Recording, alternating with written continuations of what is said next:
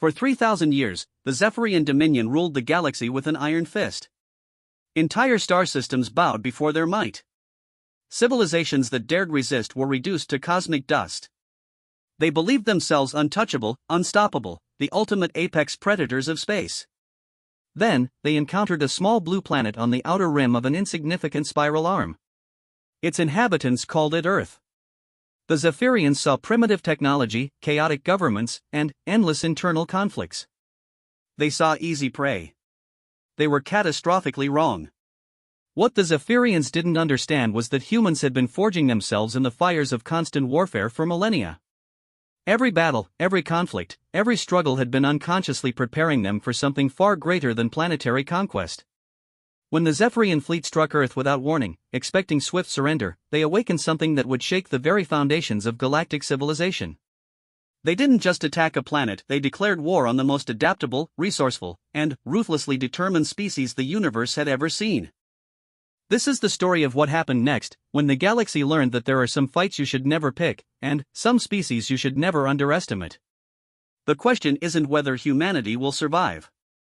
The question is whether anyone else will. The silence in the Galactic Council chamber was deafening. Ambassador Kethvar of the Andromedian Trade Federation stared at the holographic display floating before the assembled delegates, his 6 eyes blinking in rapid succession, a clear sign of distress among his species. The data stream showed impossible numbers, readings that defied every strategic algorithm known to galactic civilization. "Run the simulation again," demanded High Counselor Zyxthera, her crystalline form crackling with nervous energy. The Quellian representative had overseen galactic military affairs for over 2 centuries, and never once had she witnessed anything like this. The massive central hologram flickered and reset, displaying the outer rim of the Milky Way galaxy. A small yellow star appeared, accompanied by several planetary bodies. The third planet from the star glowed blue and green, an unremarkable world that most civilizations would classify as a backwater settlement at best. Planetary designation, Sol 3, locally known as Earth, announced the chamber's artificial intelligence in its emotionless tone. Initial Zephyrian assessment classified the inhabitants as primitive, technologically inferior, and strategically insignificant. Admiral Vexlon of the Centaurian Defense Corps leaned forward, his scaled hide glistening under the chamber's artificial lights. "Show us the attack pattern." The hologram zoomed in on Earth's orbital space. Suddenly, hundreds of red dots appeared, the Zephyrian invasion fleet. For 3 millennia, this same fleet had conquered world after world, system after system. Their technology was supreme, their tactics flawless, their victory inevitable. The red dots moved into attack formation around the blue planet. Then, the simulation began. What happened next would be replayed in military academies across the galaxy for generations to come. The moment the Zephyrian ships opened fire on Earth's major population centers, something extraordinary occurred. Instead of the expected mass panic and swift surrender that had characterized every previous Zephyrian conquest, Earth responded with a coordination that defied all strategic models. Within hours of the first orbital bombardment, every human military installation on the planet had gone dark, not destroyed, but deliberately hidden. Radio communications ceased. Satellite networks appeared to fail.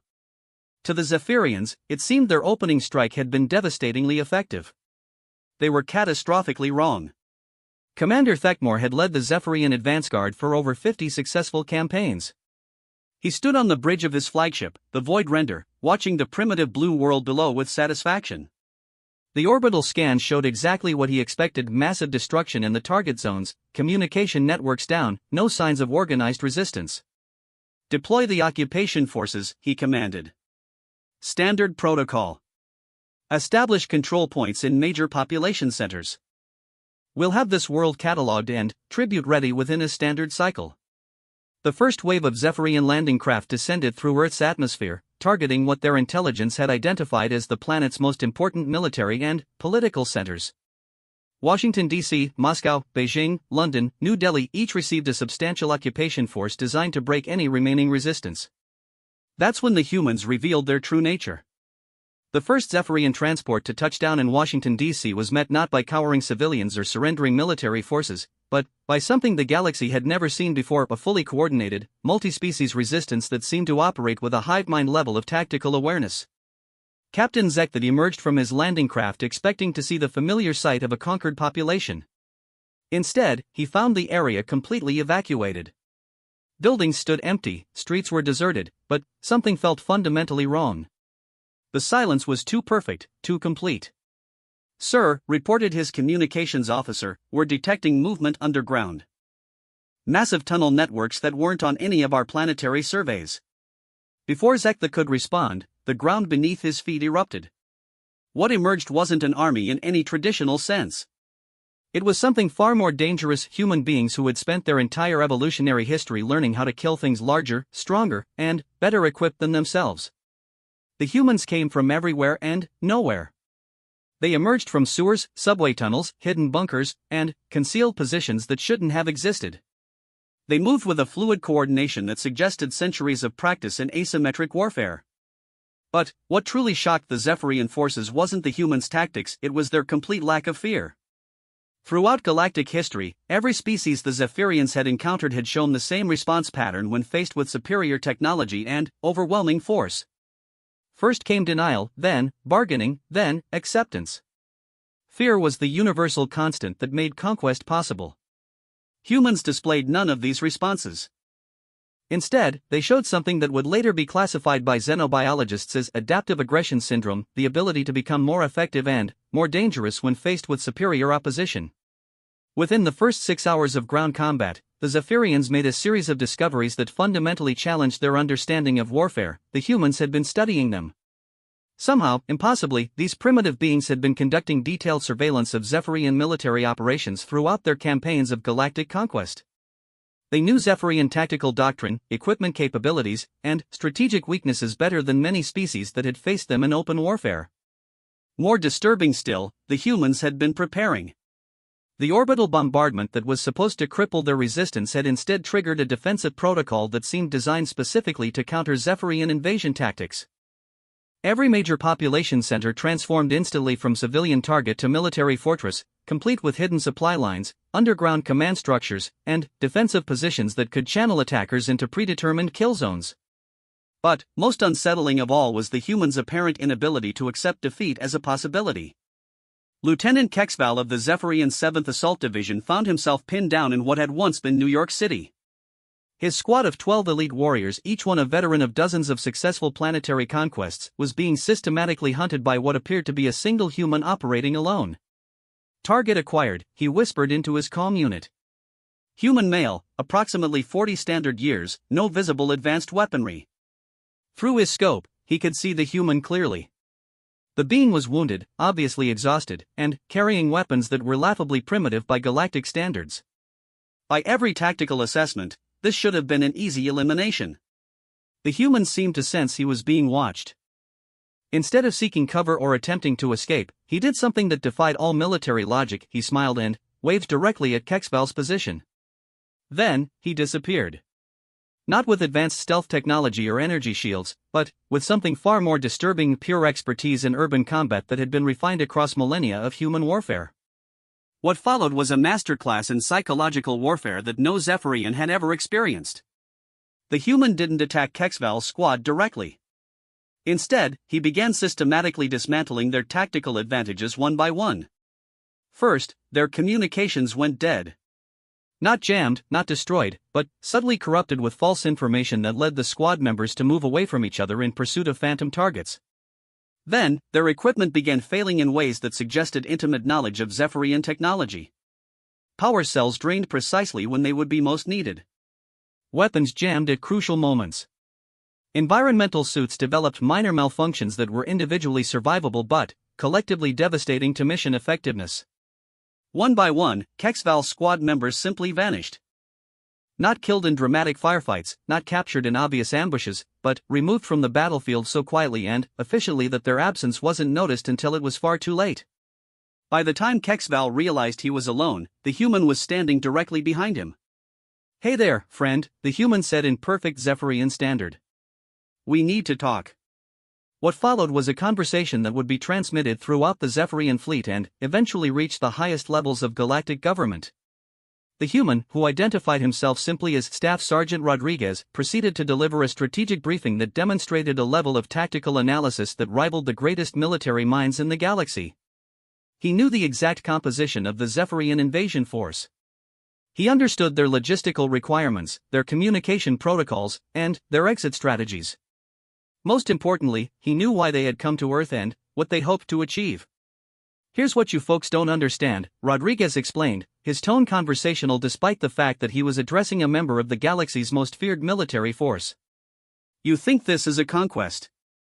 You think you're here to claim another primitive world for your empire?" He paused to light what appeared to be a primitive tobacco product, completely ignoring the advanced weapon pointed at his chest.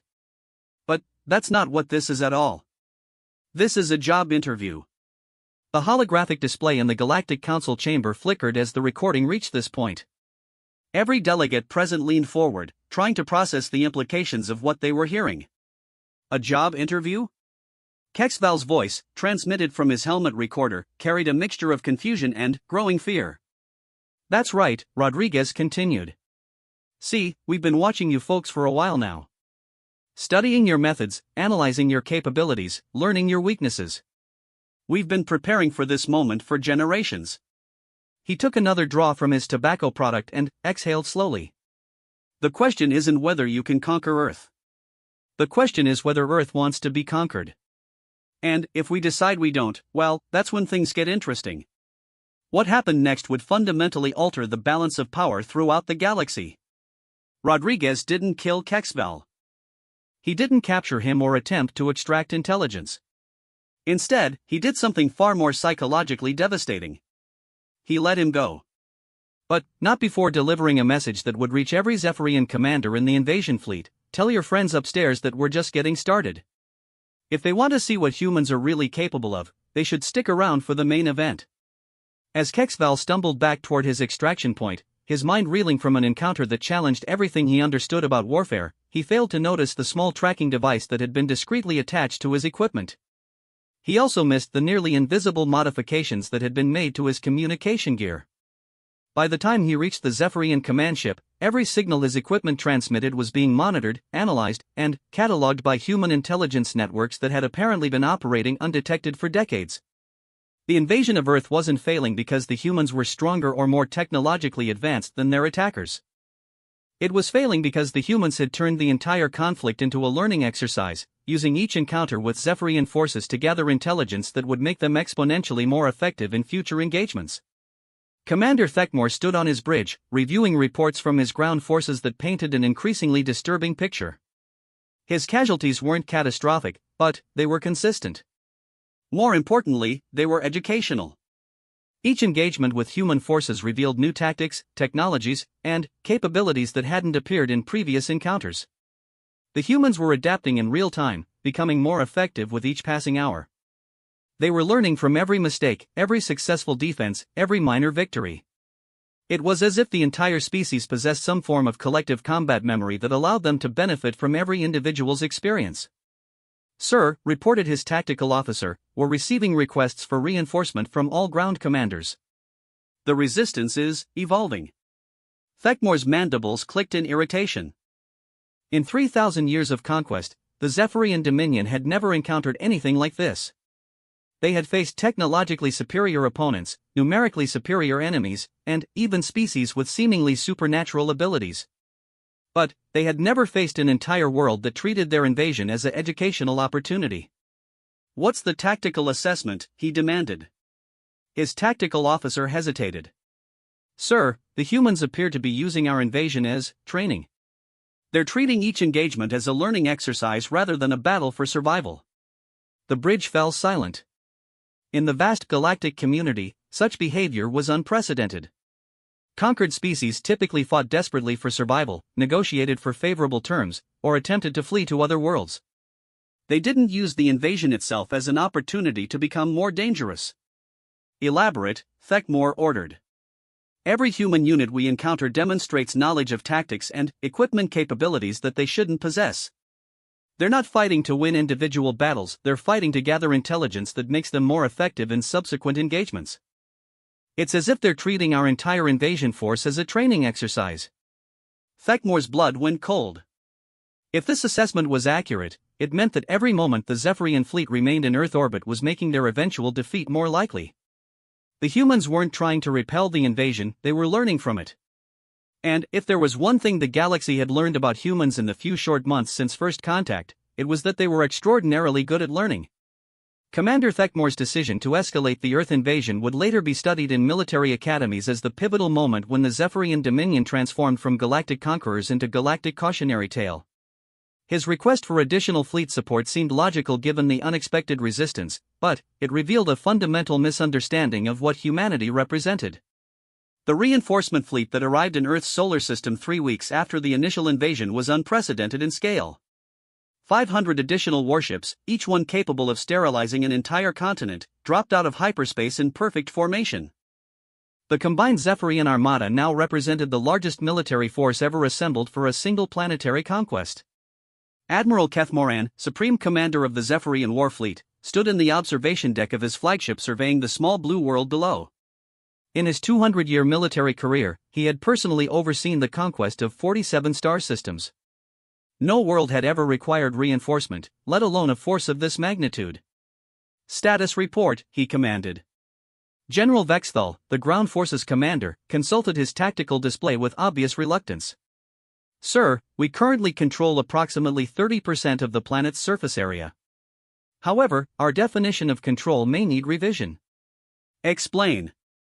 "The humans have implemented what they call strategic retreat with continuous engagement.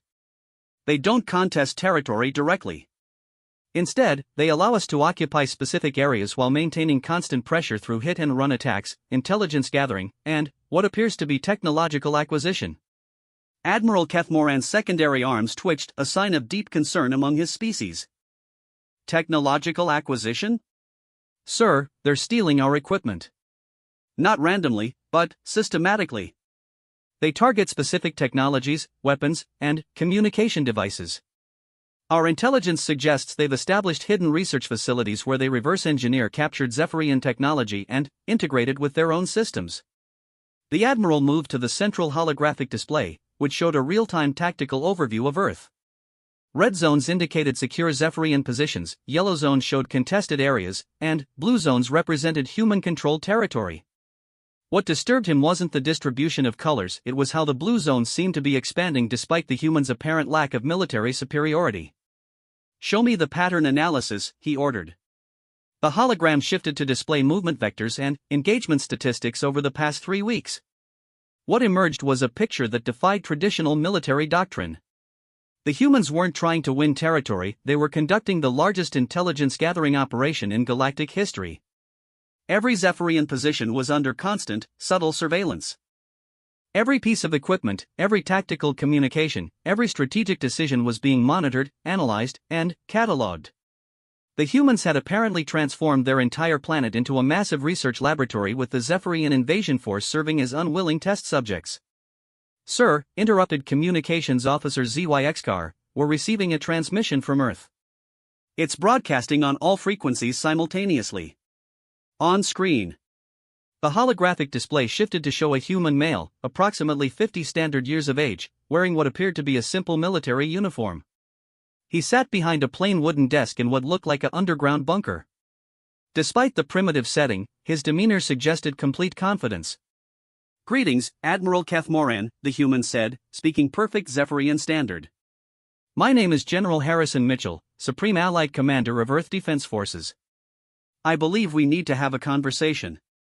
The bridge fell silent. In 3,000 years of galactic conquest, no primitive species had ever initiated direct communication with a Zephyrian command vessel, let alone addressed the commanding officer by name. "I know what you're thinking," General Mitchell continued, as if reading the Admiral's mind. "You're wondering how we obtained your identity and secure communication frequencies. You're calculating whether this represents a security breach or a technology gap. You're trying to determine if this transmission indicates desperation or confidence on our part." He paused to take a sip from what appeared to be a primitive beverage container. "Let me save you some time. This transmission represents none of those things. This is us extending a professional courtesy between military commanders." Admiral Kethmoran's mandibles clicked rapidly. Throughout his career, he had received surrender requests, negotiation attempts, and desperate pleas for mercy. He had never received anything that could be described as a professional courtesy from a species his forces were actively conquering. "What do you want?" he demanded. To discuss terms, Mitchell replied. Not for our surrender, for yours. The bridge erupted in shocked chittering from the assembled officers. Admiral Kethmoran raised his primary arm for silence, his eyes never leaving the human on the display. You're outnumbered 500 to 1, he stated. Your technology is inferior by several thousand years of development. Your species has never achieved interstellar travel. Explain to me why I should consider any terms other than your immediate and unconditional surrender. General Mitchell smiled, a human facial expression that xenobiologists had noted typically indicated either friendly amusement or predatory anticipation. The distinction was apparently contextual. Because, Admiral, you fundamentally misunderstood the nature of this conflict. You think you're conducting a planetary invasion. What you're actually doing is providing us with the most comprehensive military education in galactic history. He gestured to something off-screen, and the display split to show footage that made every Zephyrian officer present freeze in recognition. The images showed human technicians working with obviously Zephyrian technology, but not in the crude, barely functional manner typically seen when primitive species attempted to use advanced equipment. The humans were improving it. Over the past 3 weeks, Mitchell continued, your forces have provided us with detailed examples of galactic standard military technology, tactical doctrine, communication protocols, and strategic planning. We've been very grateful for the educational opportunity.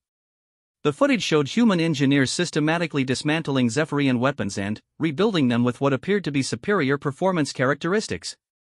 Other scenes displayed human pilots operating captured Zephyrian aircraft with a level of proficiency that suggested weeks of intensive training. But the real revelation, Mitchell said, has been discovering just how much our two species have in common. You see, Admiral, you've been making the same mistake everyone makes when they first encounter humanity. You've confused our current technological level with our potential. A new series of images appeared on the screen. These showed human military installations that definitely hadn't existed when the invasion began. Underground facilities, advanced manufacturing centers, and what appeared to be spacecraft construction yards.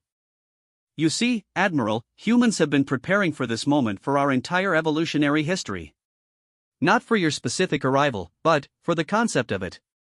We've always known that someday, someone would come from the stars. Someone stronger, more advanced, more militarily sophisticated than us. Mitchell's expression became completely serious. We've been looking forward to it. Admiral Kethmoran felt a chill that had nothing to do with the ship's environmental systems. What are you saying? I'm saying that this invasion has been the final examination we've been studying for since we first looked up at the stars and wondered what else was out there. You've provided us with everything we need to not just defend ourselves, but to join the galactic community as equals. The display shifted to show images that defied immediate comprehension. Human spacecraft, not the primitive chemical rockets that had been observed during initial planetary surveys, but sleek, advanced vessels that bore unmistakable design influences from Zephyrian technology while incorporating improvements that suggested radical innovation. This is impossible, whispered General Vexthal. They couldn't have developed interstellar capability in 3 weeks. You're right, Mitchell acknowledged, apparently able to hear the conversation on the Zephyrian bridge. We couldn't have developed it in 3 weeks. We developed it in 3,000 years. We just didn't build it until we had proper blueprints to work from. The implications hit Admiral Kethmoran like a physical blow. You've been capable of space travel all along. Admiral, humans have been theoretically capable of everything your species has achieved. We simply lacked practical examples to work from. You've now provided those examples. The holographic display expanded to show the space around Earth from multiple angles. What had appeared to be empty vacuum was suddenly revealed to be filled with human vessels, hundreds of them, arranged in formations that demonstrated clear understanding of advanced space combat tactics. When did they? General Vexthal began. When did we launch our fleet? Mitchell interrupted. About 6 hours after your ships first entered our solar system. We've been using the time since then to study your technology, train our pilots, and prepare for the next phase of this engagement. Admiral Kethmoran's tactical display began flashing urgent warnings. Long-range sensors were detecting massive energy signatures throughout the solar system, signatures that matched Zephyrian technology but with power outputs that exceeded anything in his fleet's capabilities. Impossible, he muttered. You couldn't have improved our technology. Our engineering represents thousands of years of development by the most advanced scientific minds in the galaxy. Admiral, Mitchell said gently, you've just discovered humanity's greatest natural advantage. We don't innovate from scratch, we innovate from whatever's available. Give us examples of advanced technology, and we'll give you better advanced technology. It's what we do. The tactical display now showed human vessels throughout the solar system, positioned with mathematical precision around key gravitational points. They weren't just randomly distributed, they were arranged in a formation that would allow them to control access to every major shipping lane in the system. What is this? Admiral Keth Moran demanded. What do you want? I want to offer you two choices, Mitchell replied. Option 1, you can continue this invasion and discover what humans are capable of when we stop treating this as a learning experience and start treating it as actual warfare. I should mention that we've spent the last 3 weeks developing tactical counters to every strategy and weapon system you've demonstrated. The display showed technical schematics that made Admiral Keth Moran's blood freeze. The humans had not only reverse-engineered Zephyrian technology, they had identified vulnerabilities and developed specific countermeasures that could potentially neutralize his entire fleet. Option 2, Mitchell continued, you can accept our proposal for a more interesting arrangement. What arrangement?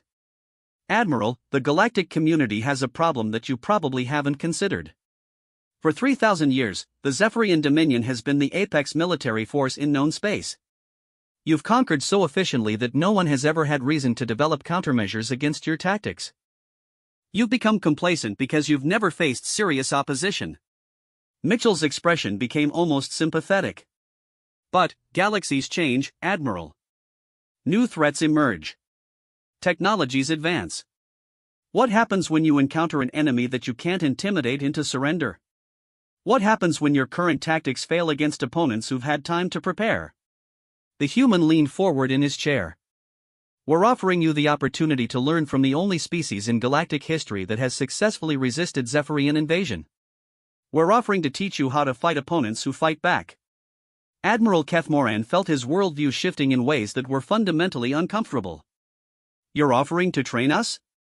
We're offering a military exchange program. Your forces provide us with advanced galactic technology and tactical knowledge. Our forces provide you with expertise in adaptive warfare, asymmetric tactics, and rapid innovation. Both species benefit. The holographic display showed a new image: human and Zephyrian officers working side by side in what appeared to be joint training exercises. The scene looked so natural that it took a moment for Admiral Keth Moran to realize how revolutionary the concept was. You're suggesting cooperation between our species. I'm suggesting that the galaxy just became a much more interesting place, Mitchell replied. The question is whether the Zephyrian Dominion wants to learn how to thrive in that new environment, or whether you prefer to remain locked into tactics that will eventually become obsolete. For the first time in his military career, Admiral Keth Moran found himself considering retreat not as a tactical necessity, but as a strategic opportunity. The humans weren't offering surrender, they were offering evolution. And if we refuse, he asked. General Mitchell's smile returned, and this time there was no ambiguity about its meaning. Then, you'll discover why every species that has ever underestimated human military potential has regretted it. The difference is, you'll have an entire galactic community watching you learn that lesson.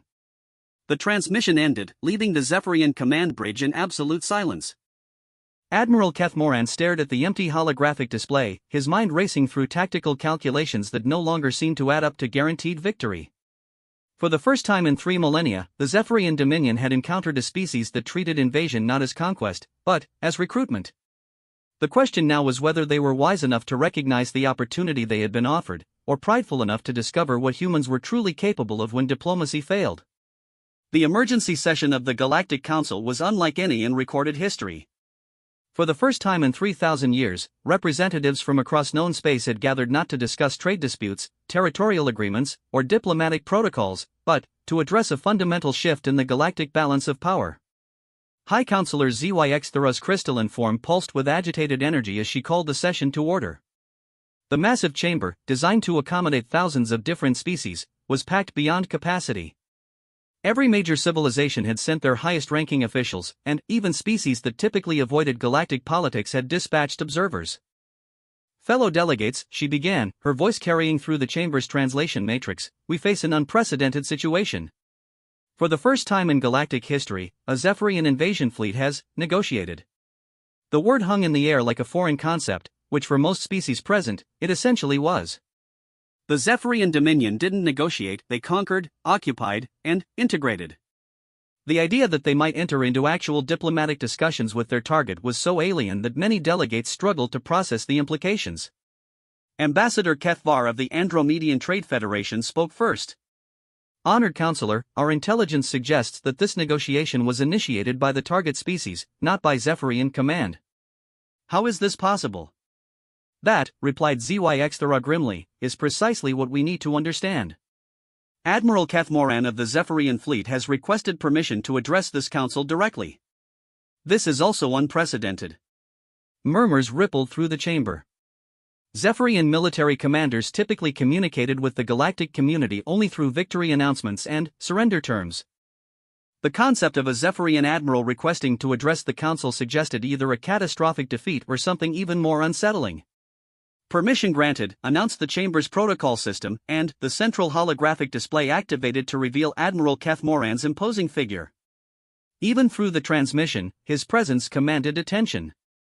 However, something in his demeanor seemed different from the typical Zephyrian military bearing. Honored delegates, he began, speaking in galactic standard rather than the traditional Zephyrian high command dialect, I address you today to report on the unique circumstances surrounding our current operations in the Sol system. Fleet Admiral Theknos of the Regelian Defense Corps leaned forward. Admiral, our intelligence indicates your invasion fleet has been in Earth's orbit for over 6 weeks.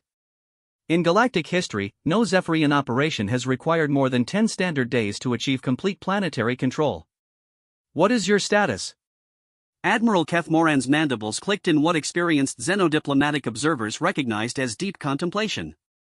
Admiral Theknos, that question requires context that challenges fundamental assumptions about galactic military doctrine. He gestured, and the holographic display shifted to show Earth and its surrounding space. What appeared on screen defied every expectation held by the assembled delegates. Instead of the typical pattern of orbital bombardment zones and occupied territories, the display showed an intricate network of human and Zephyrian positions that appeared to be coordinating. 6 weeks ago, Kethmoran continued, my forces initiated standard invasion protocols against Sol 3. We expected swift victory followed by integration into the Dominion. Instead, we encountered a species that has fundamentally redefined our understanding of military conflict. The display zoomed in to show specific examples of human-Zephyrian interaction. In what should have been battle zones, mixed groups of humans and Zephyrians were engaged in what appeared to be joint training exercises. Human technicians worked alongside Zephyrian engineers, modifying equipment and sharing technical knowledge. Impossible, whispered Grand Marshal Vyxella of the Procyon Empire. Zephyrian doctrine forbids fraternization with conquered populations. Marshal, Admiral Kethmoran replied, humanity has never been conquered. They've been recruited. The silence that followed was absolute. In 3 millennia of galactic history, no species had ever successfully resisted Zephyrian conquest long enough to negotiate terms, let alone recruit their conquerors. Explain, demanded High Counselor ZYX. The humans did something that no species in our experience has ever attempted, Kethmoran began. They used our invasion as a military education program. Instead of fighting to prevent conquest, they fought to learn everything possible about galactic military technology and doctrine. They treated our entire invasion force as instructors. The holographic display showed detailed technical schematics, unmistakably human designs that incorporated advanced galactic technology in configurations that even experienced Zephyrian engineers found impressive. Within 3 weeks, Kethmoran continued, human forces had not only reverse-engineered our technology but had developed improvements that exceeded original design specifications. They achieved in 21 standard days what typically requires our research divisions decades to accomplish. Defense Minister Kelvar of the Tau Ceti Confederation stood abruptly. You're saying they surpassed Zephyrian technology? That's impossible. Not surpassed, Kethmoran corrected. Optimized. Humans don't appear to innovate from basic principles, they innovate from whatever resources are available. Provide them with examples of advanced technology, and they will improve it. The process appears to be instinctual. The display shifted again, showing footage that made every military officer present lean forward in fascination. Human spacecraft, clearly based on Zephyrian designs but modified beyond easy recognition, were performing maneuvers that defied conventional tactical doctrine. They moved with a fluidity and unpredictability that suggested combat experience against opponents who fought back, something most galactic forces lacked. More significantly, Keth Moran added, they offered to share their innovations with us. The chamber erupted in shocked chittering, clicking, and various other species-specific sounds of disbelief. The concept of a conquered species offering technological assistance to their conquerors was so alien that most delegates' translation systems struggled to find appropriate cultural equivalents. They offered to teach us, Keth Moran continued once the noise subsided. Specifically, they offered to teach us how to fight opponents who fight back. Ambassador Zrelketh of the Vegan Collective rose slowly, her forearms weaving in patterns that indicated deep confusion. Admiral, clarify this statement. Are you suggesting that humans believe Zephyrian forces lack combat experience? I'm reporting that humans have identified a fundamental weakness in galactic military doctrine that we had never considered. For 3,000 years, our success has been based on technological superiority and overwhelming force projection.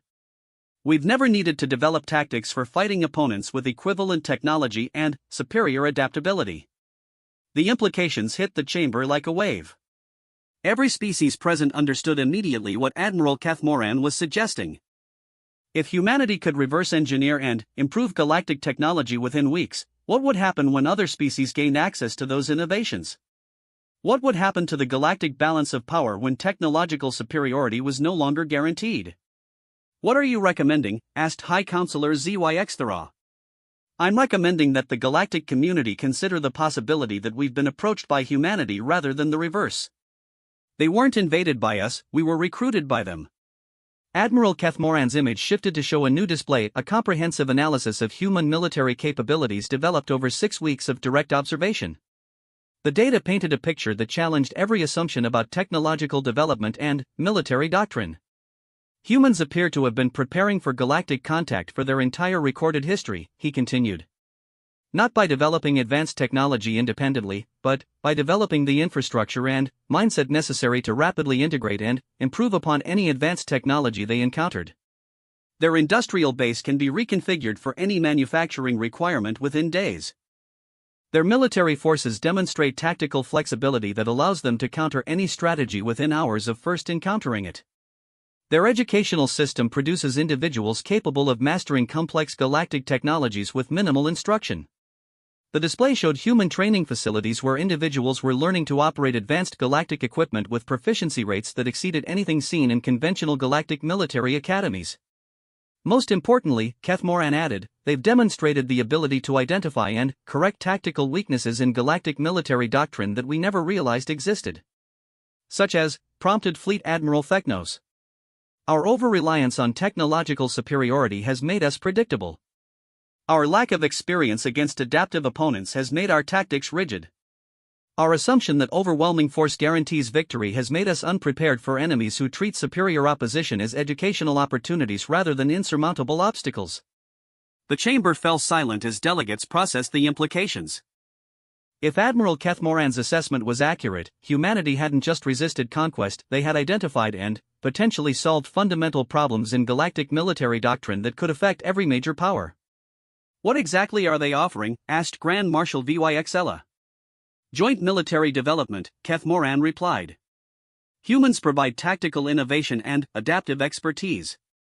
Galactic civilizations provide advanced technology and strategic knowledge. Both sides benefit from the exchange. And, if we refuse? Admiral Keth Moran's expression became grim. Then, we discover what happens when a species that has spent 6 weeks studying our technology and tactics decides to demonstrate their own military capabilities without our cooperation. The holographic display shifted one final time, showing long-range sensor data from the Sol system. The readings indicated energy signatures and fleet movements that suggested humanity had spent the past 6 weeks not just learning about galactic technology, but actively preparing to engage with the galactic community, whether that engagement was peaceful or otherwise. Honored delegates, Keth Moran concluded, I believe we've encountered something unprecedented in galactic history, a species that views first contact not as an opportunity for submission or conquest, but as a chance for mutual advancement. The question now is whether we're wise enough to recognize that opportunity. As the transmission ended, High Counselor Zyxthera looked around the chamber at delegates who were clearly struggling to process what they had heard. For the first time in galactic history, a primitive species had successfully negotiated with the Zephyrian Dominion not from a position of weakness, but from a position of demonstrated capability. The vote that followed would determine whether the galactic community welcomed humanity as partners in military innovation, or whether they would discover what humans were truly capable of when cooperation was no longer an option. The margin was closer than anyone expected. The decision reached by the Galactic Council was unprecedented in its complexity.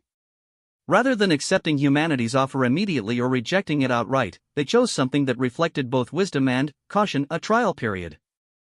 Humanity would be given the opportunity to prove their claims through practical demonstration, but under carefully controlled conditions.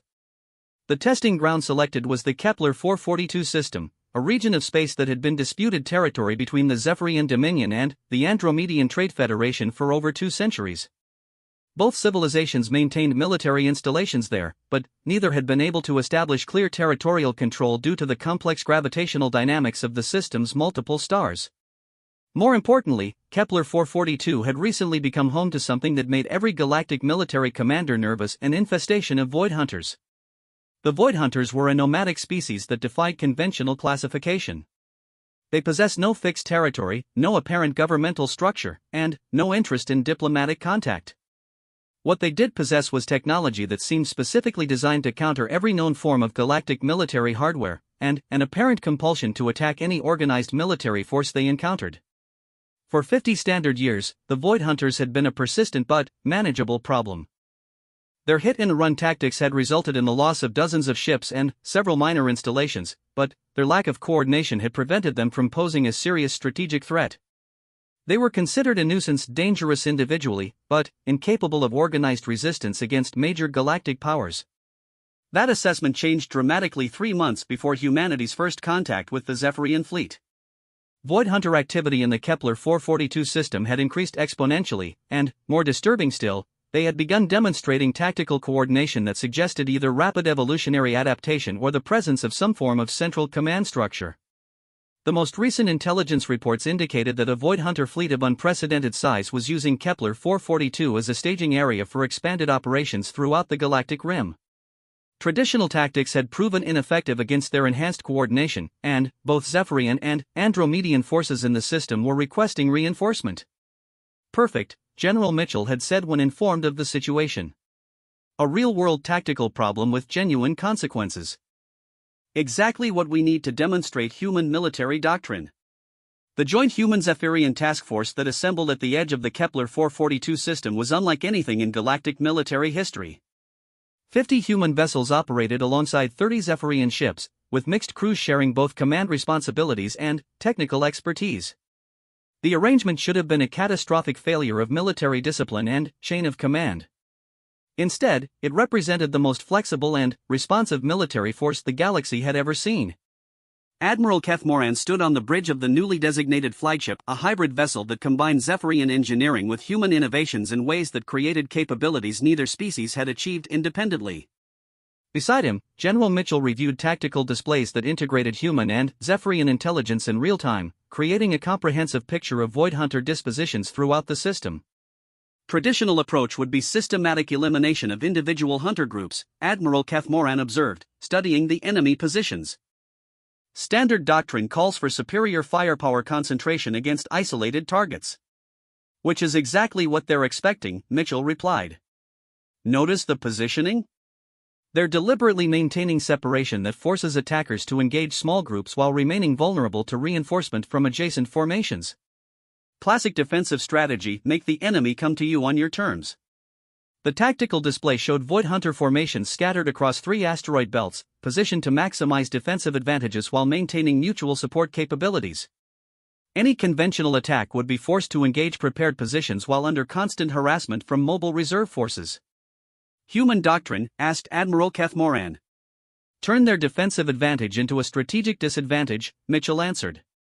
They're positioned to counter traditional military tactics. So we don't use traditional military tactics. What followed was a demonstration of military flexibility that revolutionized galactic combat doctrine. Instead of engaging Void Hunter formations directly, the Joint Task Force implemented something that human military historians called systemic warfare, the practice of attacking an enemy's operational capability rather than their military assets. The first phase involved detailed reconnaissance that went far beyond standard tactical intelligence gathering. Human analysts worked with Zephyrian sensors to map not just Void Hunter positions, but their resource requirements, communication patterns, and logistical dependencies. Within 12 hours, they had developed a comprehensive understanding of how the Hunter fleet maintained operational capability across such an extended area. They're not just using the asteroid belts for defensive positions, reported Commander Sarah Chen, the human intelligence liaison. They're mining them for raw materials. The entire fleet is essentially a mobile manufacturing base that processes asteroid resources into weapons, ammunition, and spare parts. Fascinating, Admiral Kathmoran acknowledged. Standard doctrine would classify this as a supply line vulnerability. Human doctrine classifies it as a strategic center of gravity, Mitchell corrected.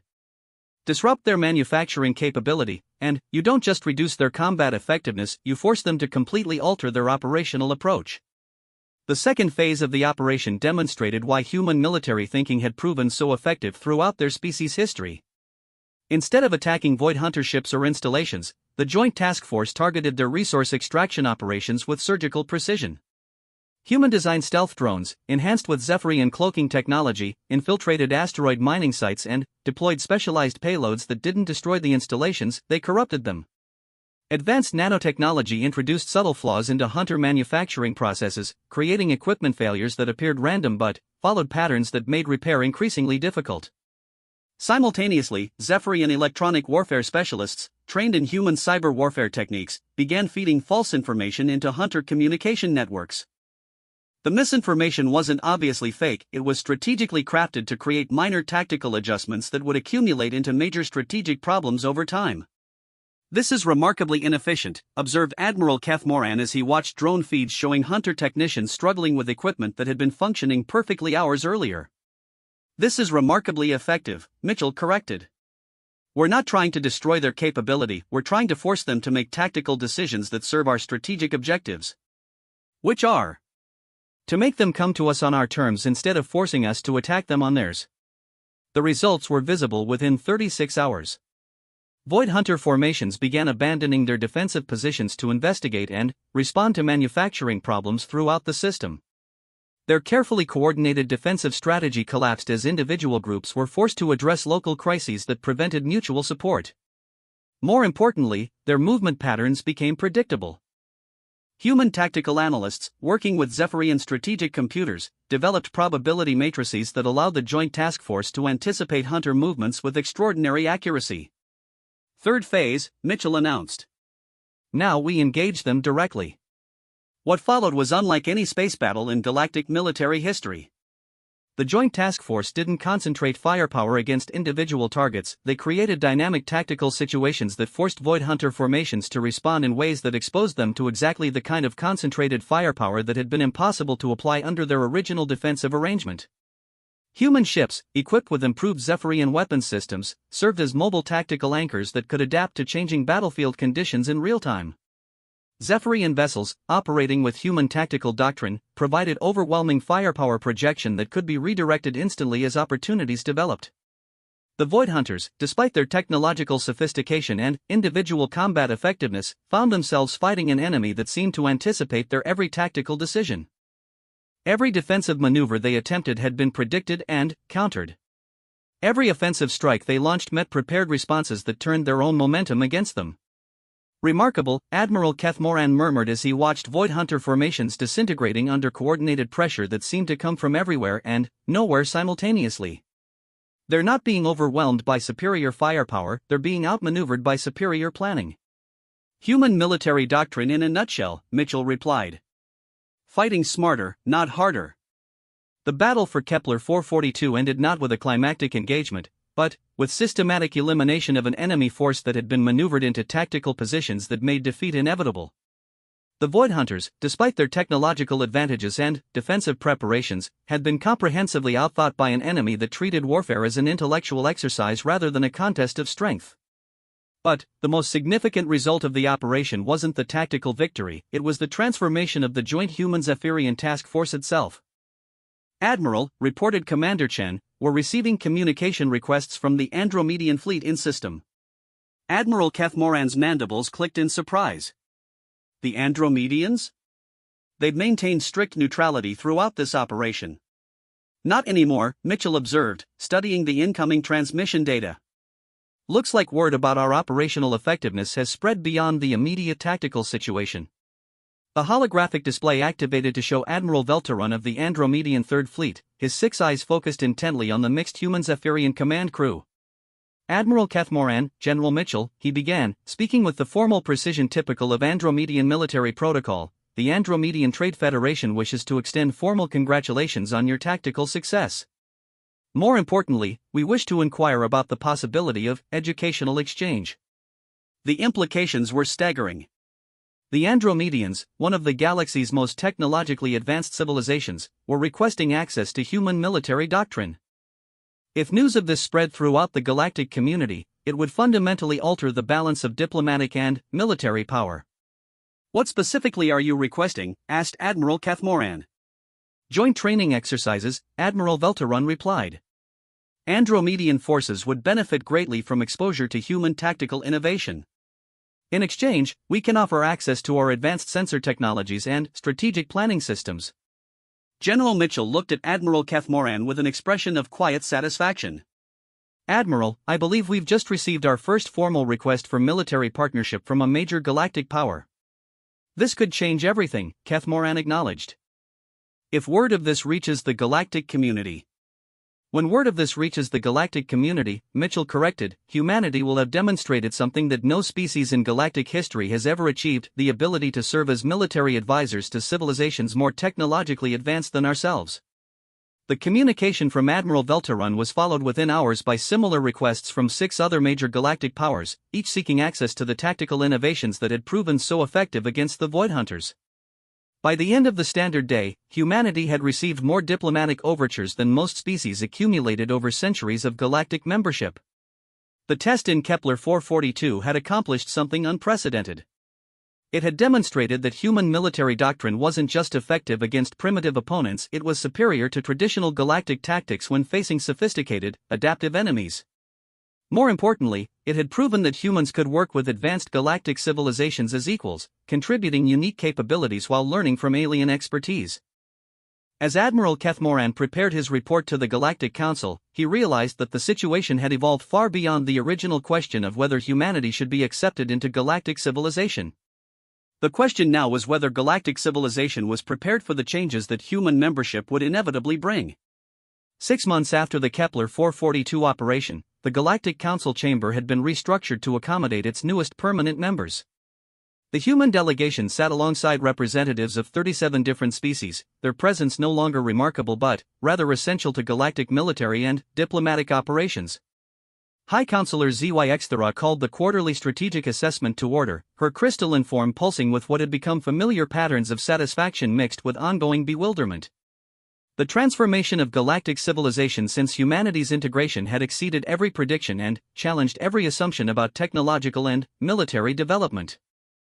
Fellow delegates, she began, we gather today to assess the impact of human integration on galactic security, technological advancement, and diplomatic stability. Ambassador Mitchell, would you present the current status report? Ambassador Sarah Mitchell, formerly Commander Chen of Earth Defense Forces, rose to address the assembly. Her presence at the highest levels of galactic diplomacy represented a career trajectory that would have been impossible under the traditional centuries-long advancement protocols typical of galactic civilization. Honored counselors, she began, speaking in fluent galactic standard enhanced with technical precision that had become characteristic of human diplomatic communication, I'm pleased to report that joint military development programs have exceeded all projected goals. The central holographic display activated to show a galaxy-wide map marked with symbols indicating active human-alien cooperation projects. The density of markers was staggering, nearly every major star system showed at least one collaborative initiative, and many showed dozens. In the 6 months since the Kepler 442 demonstration, Ambassador Mitchell continued, human military advisors have been integrated into the defense forces of 43 civilizations. The tactical innovations developed through these partnerships have resulted in a galaxy-wide improvement in military effectiveness of approximately 300%. Murmurs of appreciation echoed through the chamber. The statistical improvement was unprecedented in galactic military history, representing advances that typically required centuries to achieve. More significantly, Mitchell added, these improvements have been achieved without any increase in military conflict. In fact, galaxy-wide military tensions have decreased by 60% as species have gained confidence in their defensive capabilities. Fleet Admiral Theknos of the Regelian Defense Corps stood to address the chamber. Ambassador Mitchell, our intelligence suggests that these improvements extend beyond military applications. Can you elaborate on civilian technological advancement? Certainly, Admiral. Human integration has catalyzed what our analysts call cascade innovation, the process by which military technological improvements generate exponential advances in civilian applications. The holographic display shifted to show technological development timelines that painted a picture of accelerated advancement across every major galactic civilization. Medical technology, transportation systems, communication networks, and industrial processes had all benefited from innovations originally developed for military applications. For example, Mitchell continued, the tactical sensor improvements developed for the Andromedian Joint Fleet have revolutionized medical diagnostic technology across 17 species.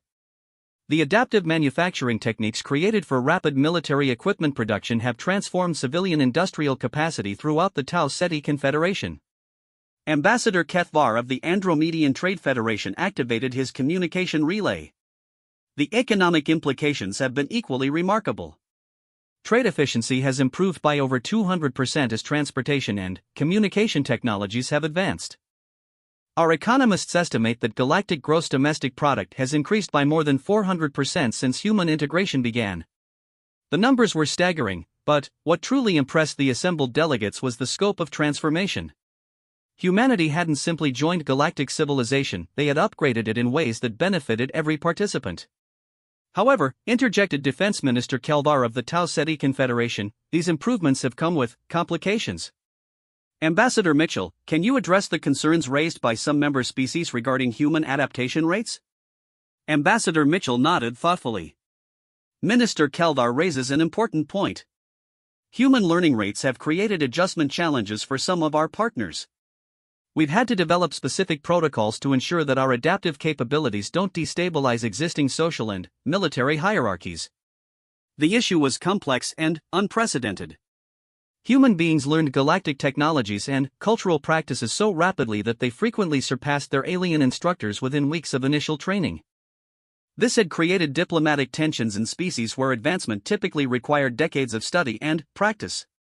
We've addressed this by implementing mentorship exchange programs, Mitchell explained. Humans serve as rapid innovation specialists while learning patience and long-term planning from species with more deliberate advancement cultures. The result has been mutual benefit that respects different approaches to development. Grand Marshal Vyxella of the Procyon Empire stood slowly, her forearms weaving in patterns that indicated deep contemplation. Ambassador, the Procyonian military has experienced unprecedented improvement through human tactical training. However, we're concerned about dependency.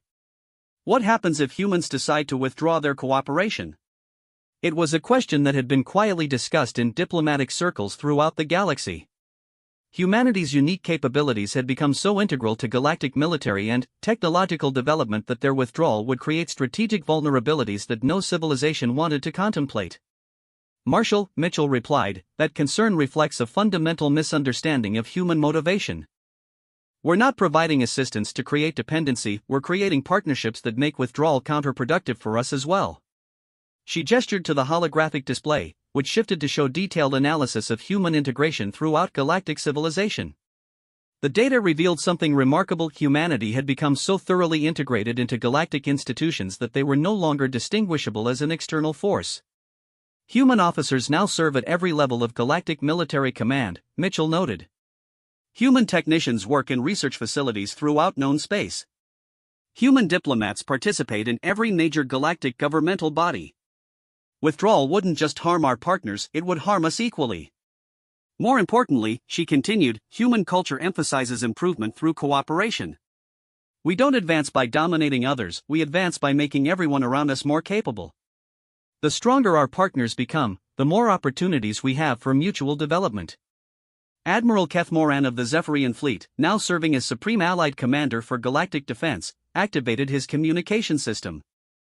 Fellow delegates, I can confirm that human integration has fundamentally altered Zephyrian military doctrine in ways that make us more effective than we've ever been in our 3,000-year history. The admission was startling. The Zephyrian Dominion had been the galaxy's supreme military power for millennia, and the concept that they could be improved upon had been considered impossible. Human tactical flexibility has enhanced our strategic planning, Admiral Keth Moran continued. Human adaptive technology has improved our equipment effectiveness. Human training methods have increased our force readiness. Most importantly, human cooperation has taught us that military strength is maximized through partnership rather than dominance. The transformation of Zephyrian military philosophy represented perhaps the most dramatic change in galactic politics since the formation of the Council itself. The species that had once conquered through overwhelming force now served as coordinators of cooperative defense initiatives. Which brings us, announced High Counselor ZYX, to the primary agenda item for today's session. The proposal for expanded human integration into galactic governmental structures. The chamber fell silent. For 6 months, humanity had proven their value as military advisors and technological innovators. The proposal now before the Council would grant them full partnership status in galactic civilization, including participation in strategic planning, resource allocation, and long-term policy development. The proposal requires unanimous approval, ZYX continued. Any objections or concerns should be addressed before we proceed to formal consideration. Ambassador Zrelketh of the Vegan Collective rose slowly. Honored Counselor, the vegan government has no objections to human integration. However, we request clarification regarding human expansion goals. Do humans intend to pursue territorial acquisition or population expansion beyond their current system? It was a crucial question. Every species in galactic civilization maintained specific territorial boundaries and population limits that ensured resource conflicts remained minimal. Humanity's apparent lack of interest in territorial expansion had been noted, but never formally addressed. Ambassador Zrelketh, Mitchell replied, human expansion goals are fundamentally different from traditional galactic patterns. We're not interested in territorial acquisition, we're interested in capability acquisition. Elaborate, requested Zrelketh. Humans advance by learning and improving, not by accumulating resources or territory. Our expansion involves developing new capabilities and sharing them with partners who can benefit from them. We measure success not by what we control, but by what we can accomplish in cooperation with others.